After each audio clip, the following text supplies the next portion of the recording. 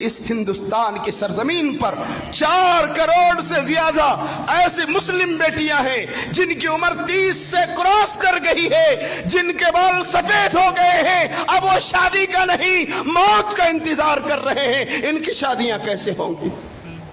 وہ غریب باپ جو غربت کی وجہ سے بیٹی کی شادی کو لے کر کبھی اس مسجد میں کبھی اس مسجد میں مسجد کی سیڑھیوں پہ بھیک مانگتا ہے، کیا غریب کی بدوائیں تمہارے محلوں سے نہیں ٹکرائیں گی؟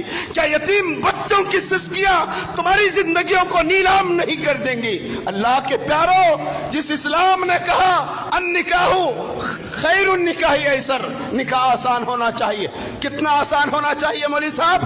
اتنا آسان ہونا چاہیے اگر کوئی کرنا چاہے تو منٹوں میں ہو جائے۔ یہ نکاح ایسا اور زنا اتنا مشکل کیا جائے، اللہ اکبر، جس کی سوچ سے بھی انسان کا کلیجہ کانپ جائے۔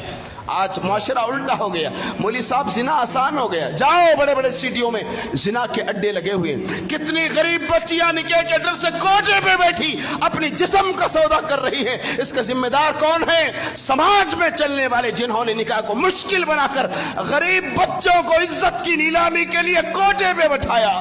یہ امت کس دہانے پہ جا رہی ہے؟ تو بات یہ عرض کر رہا ہوں، تو اللہ کے نبی نے کہا خیر النکاح ایسر، نکاح آسان ہو، لیکن معاشرے میں نکاح مشکل ہو گیا، زنا آسان ہو گیا۔ کم از کم ایک نکاح کرنا چاہے تو 5 لاکھ تبھی ہونا مولوی صاحب، نکاح کے لیے کم سے کم 5 لاکھ کی ضرورت، اور زنا کے لیے 500 روپے میں کام ہو جاتا ہے۔